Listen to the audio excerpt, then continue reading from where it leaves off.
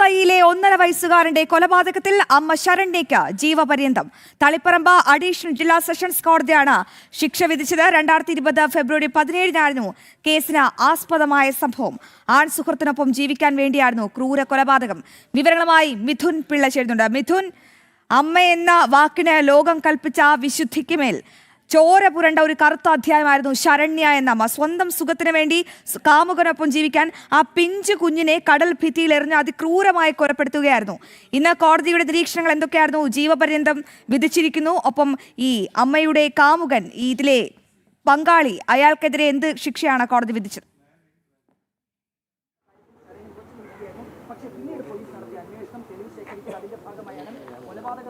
അശ്വതി, കേരള മനസാക്ഷിയെ ഞെട്ടിച്ചൊരു കൊലപാതക കേസിലെ വിധിയാണ് ഇന്ന് തളിപ്പറമ്പ് അഡീഷണൽ ജില്ലാ സെഷൻസ് കോടതി വിധിച്ചത്. ഇതിൽ തന്നെ അമ്മ കുറ്റക്കാരിയാണെന്ന് കഴിഞ്ഞ ദിവസം തന്നെ കോടതി കണ്ടെത്തിയ അമ്മ ശരണ്യയ്ക്ക് ജീവപര്യന്തം തടവ് ശിക്ഷയും 1 ലക്ഷം രൂപ പിഴയുമാണ് കോടതി വിധിച്ചിരിക്കുന്നത്. രണ്ടാം പ്രതിയായ ആൺ സുഹൃത്ത് നിതിനെ കഴിഞ്ഞ ദിവസം തന്നെ കോടതി വെറുതെ വിട്ടിരുന്നു.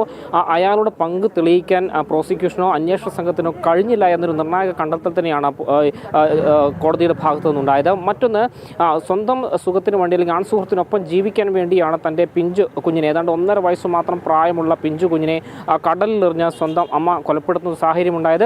അമ്മ എന്ന വാക്കിന് പോലും കളങ്കം ചാർത്തുന്ന തരത്തിൽ തന്നെയായിരുന്നു ഈ ഒരു പ്രതിയുടെ രീതി എന്ന് തന്നെയാണ് കോടതി വിലയിരുത്തിയത്. അപൂർവങ്ങളിൽ അപൂർവമല്ല, ഇതിനു മുൻപും ഇത്തരങ്ങളിലുള്ള സംഭവങ്ങൾ ഉണ്ടായിട്ടുണ്ട് എന്ന് വിലയിരുത്തിയ കോടതി ഇവരുടെ സാമ്പത്തിക സ്ഥിതിയും സാമൂഹ്യ അന്തരീക്ഷവും ഒക്കെ തന്നെ വിലയിരുത്തിയിരുന്നു.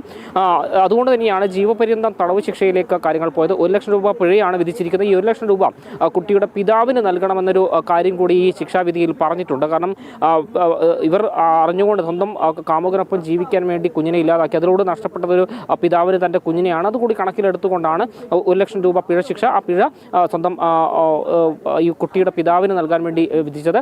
2020 ഫെബ്രുവരി 17-നാണ് ഈ കേസിനാസ്പദമായ സംഭവം നടക്കുന്നത്. പിണങ്ങിക്കഴിഞ്ഞിരുന്ന സ്വന്തം ഭർത്താവിനെ വീട്ടിലേക്ക് വിളിച്ചു വരുത്തുകയും അന്നേ രാത്രി തന്നെ കാമുകനൊപ്പം ജീവിക്കാൻ വേണ്ടി സ്വന്തം 1.5 വയസ്സുള്ള സ്വന്തം കുഞ്ഞിനെ കടലെറിഞ്ഞ് കൊലപ്പെടുത്തി. അതിൻ്റെ കുറ്റം ഈ ഭർത്താവിൻ്റെ മുകളിൽ കെട്ടിവെക്കാനുള്ള ശ്രമവും ശരണ്യ നടത്തിയത്. എന്നാൽ അന്വേഷണ ഘട്ടത്തിൽ തന്നെ ഇത് ചോദ്യം ചെയ്യലിൽ തന്നെ ഇത് പൊളിയുകയും കൃത്യമായി ഈ ശരണ്യ തന്നെയാണ് കൃത്യം ചെയ്തതെന്ന് ബോധ്യപ്പെടുകയും ചെയ്യുന്നൊരു സാഹചര്യമുണ്ടായി. എന്നാൽ ഈ പങ്കാളിയായി, അതായത് രണ്ടാം പ്രതിയായി ചേർക്കപ്പെട്ടിരുന്ന ആൺ സുഹൃത്തിൻ്റെ പങ്ക് തെളിയിക്കാൻ പ്രോസിക്യൂഷനോ അന്വേഷണ സംഘത്തിനോ കഴിഞ്ഞില്ല. അതിൽ തന്നെ എടുത്തു പറയേണ്ടത്, അത് ഈ അന്വേഷണ സംഘം ഒരു മോറൽ പോലീസിംഗ് രീതിയിലാണ് ഈ അന്വേഷണം നടത്തിയെന്നൊരു വിലയിരുത്തലാണ് കോടതി നടത്തിയത്. സാധാരണഗതിയിൽ അയാൾ കുറ്റം ചെയ്തിട്ടുണ്ടെങ്കിൽ കുറ്റം ചെയ്തിട്ടുണ്ടോ എന്ന് കണ്ടെത്താനുള്ള ശ്രമമാണ് നടത്തേണ്ടത്. പക്ഷേ ഇവിടെ അതിന് പകരം ഇവർ തമ്മിലുള്ള ബന്ധം തെളിയിക്കാനുള്ള ഒരു താല്പര്യമാണ് പോലീസ് കാണിച്ചത്. ഒരു മോറൽ പോലീസിംഗ് രീതിയിലേക്ക് ആ അന്വേഷണം പോയി. അതുകൊണ്ട് തന്നെയാണ് ഈ ശിക്ഷ ഇയാൾക്ക് കൂട്ടുപ്രതി എന്ന് കരുതിപ്പെട്ട രണ്ടാം പ്രതിയായ ഈ നിതിൻ എന്ന വ്യക്തിയെ ഇതിൽ ഒഴിവാക്കുന്നത് എന്നുകൂടി കോടതി പറയുന്നുണ്ട്. ഏതായാലും വളരെ നിർണായകമായ ഒരു വിധി തന്നെയാണ്.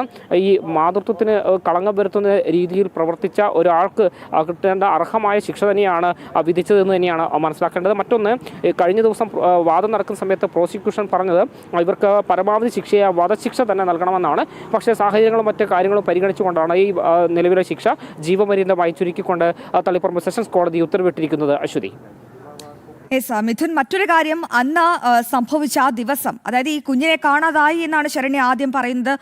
ഈ ഭർത്താവിനരികിൽ ഉറങ്ങിക്കിടന്ന കുഞ്ഞിനെയാണ് ഇവരെടുത്തുകൊണ്ട് ഈ കരിങ്കൽ ഭിത്തിയിൽ എറിഞ്ഞു കൊന്നത്. അതിനുശേഷം ഈ ശരണ്യ ചില നാടകീയ നീക്കങ്ങളൊക്കെ നടത്തി. എന്നാൽ പോലീസ് അതിവിദഗ്ധമായി തന്നെ ഇവരെ പിടികൂടുകയായിരുന്നു. നമുക്ക് ആ ദിവസം ആ കുഞ്ഞിന് സംഭവിച്ച ആ കാര്യം കൂടി, വർഷങ്ങൾക്ക് മുൻപ് നടന്ന ആ കാര്യം കൂടി പ്രേക്ഷകർക്കായി ഒന്ന് പങ്കുവെക്കാവുന്നതാണ്.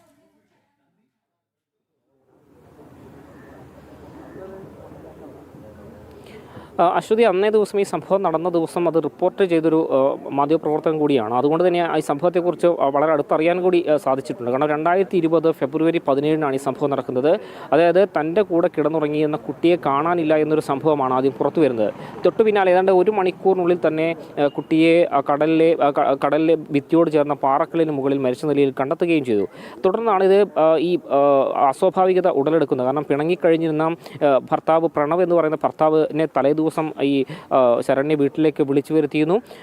കൂടെ അത് കുട്ടിയെ പിതാവിൻ്റെ കൂടെ കിടത്തി ഉറക്കി രാത്രി വാതിൽ തുറന്ന് പുറത്തു മൊബൈൽ വെളിച്ചത്തിൽ പുറത്തു പോയി കുട്ടിയെ പാറക്കല്ലിൽ എറിഞ്ഞ് അല്ലെങ്കിൽ കടലിൽ എറിഞ്ഞ് കൊലപ്പെടുത്തുന്ന ഒരു സാഹചര്യമായിരുന്നു. അതിൻ്റെ കുറ്റം ഈ ഭർത്താവിൻ്റെ ചുമലിൽ വെച്ച് കെട്ടാനുള്ള ശ്രമവും ശരണ്യയുടെ ഭാഗത്തു നിന്ന് ഉണ്ടായി. അതായത് കൃത്യമായ ആസൂത്രണമാണ്. കാമുകൻ്റെ കൂടെ ജീവിക്കാൻ വേണ്ടി സ്വന്തം 1.5 വയസ്സുള്ള സ്വന്തം കുഞ്ഞിനെ കടലിൽ എറിഞ്ഞ് കൊലപ്പെടുത്തി അതിൻ്റെ കുറ്റം മുഴുവൻ ഭർത്താവിൻ്റെ ചുമലിൽ വെച്ച് കെട്ടി ഭർത്താവ് ജയിലിലായി കഴിഞ്ഞാൽ സുഖമായി ഈ ആൺസുഹൃത്തിൻ്റെ കൂടെ ജീവിക്കാമല്ലെന്നൊരു കണക്കൂട്ടലായിരുന്നു ശരണ്യയുടെ ഭാഗത്തു നിന്നുണ്ടായത്. പക്ഷേ അന്വേഷണ സംഘത്തിന് കൃത്യമായി പൊളിച്ചത്. നമുക്ക് ഈ കേസുമായി ബന്ധപ്പെട്ട് വളരെ ശ്രദ്ധിക്കേണ്ട ഒരു കാര്യം, ഈ കേസിൽ ദൃക്സാക്ഷികളില്ല. സാഹചര്യ തെളിവുകളും അതുപോലെ തന്നെ ശാസ്ത്രീയ തെളിവുകളുമാണ് ഈ കേസിൽ വളരെ നിർണായകമായത്. അതിലെടുത്ത് പറയേണ്ടത്, ഈ ശരണ്യയെ കുഞ്ഞിനെയും എടുത്ത് കടലിൽ പോയ സമയത്ത് വസ്ത്രങ്ങളിൽ ഉപ്പുവെള്ളത്തിൻ്റെ അംശം പറ്റിയിരുന്നു. കൂടാതെ ശരണ്യയുടെ ചെരുപ്പ് കടലിൽ നഷ്ടപ്പെടുന്ന സാഹചര്യമുണ്ടായി. അന്വേഷണ ഘട്ടത്തിൽ ഈ പരിശോധനയിൽ, ശാസ്ത്രീയ പരിശോധനയിൽ ഈ വസ്ത്രത്തിൽ പരണ്ടിരിക്കുന്ന ഉപ്പുവെള്ളത്തിൻ്റെ അംശം കണ്ടെത്തുകയും അതുകൂടാതെ ഈ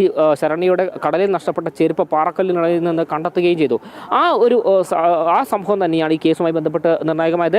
നമുക്ക് ഈ ശരണ്യയെ ശിക്ഷ വിധിക്കപ്പെട്ട ശരണ്യയെ അല്പസമയത്തിനകം തന്നെ ഈ കോടതിയിൽ നിന്ന് കൊണ്ടുപോയപ്പോൾ നമ്മൾ ദൃശ്യത്തിൽ കാണുന്ന ഈ പ്രതിഭാഗം അഭിഭാഷകനാണ്. അദ്ദേഹം അല്പസമയത്തിനകം തന്നെ മാധ്യമങ്ങളോട് പ്രതികരിക്കുമെന്നാണ് കരുതുന്നത്.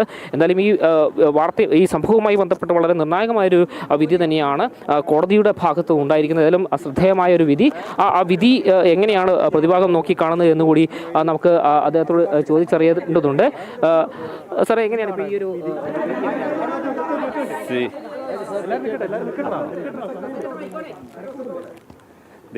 the court found that she is not entitled for any death sentence.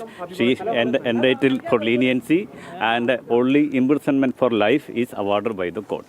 ഇതിനകത്തെ അപൂർവങ്ങളല്ല എന്നടക്കം ജഡ്ജി പറയുന്നുണ്ടായിരുന്നു. എന്ത് കാരണത്താലാണ് അങ്ങനെ പറഞ്ഞത്? The prosecution argued that it is a rarest of rare case. I yesterday argued it's not a rarest of rare case. She is from a poor background. She was aged just 22 at the time of alleged commission of offence. Now she is just aged only 27. She is working, and after getting released from on bail from the High Court, she was working. She never committed any offence, so there is no allegation in this regard also. So there is every chance that she can be reformed. And if death sentence is awarded, it's against the reformative theory of punishment. And the punishment that is awarded to a convict is always considered as a medicine to cure the tendency to commit a crime. So the court has found that there is every chance for reformation, so death sentence is not required. Today I will collect the judgment. I requested the judge to give me a copy, and today right now I will get the copy. Once I get the copy of the judgment, I will file appeal both against conviction and sentence. We are not admitting the conviction. According to us, the accused is absolutely innocent. It's a falsely foisted case. She is absolutely innocent, and we will file appeal against the conviction as well as sentence. ഇതിനകത്തെ judge പറഞ്ഞ മറ്റൊരു കാര്യം, അമ്മ എന്നുള്ള സങ്കല്പത്തിന് വിരുദ്ധമായിട്ടുള്ള കാര്യങ്ങളാണ് ശരണ്യയുടെ ഭാഗത്ത് ഉണ്ടായെന്നുള്ളതടക്കമുള്ള കാര്യങ്ങൾ ഈ വിധിന്യായത്തിലുണ്ട്. See, no one is born as a criminal. Circumstance make a person criminal. So motherhood is always appreciated. In this case, even the judgment says that there were compelling circumstances, that she is from a poor background. She was suffering from family issues. So all these things might have caused the incident. That is the ruling made by the court. So she is entitled for leniency. Advocate Manju Anthony.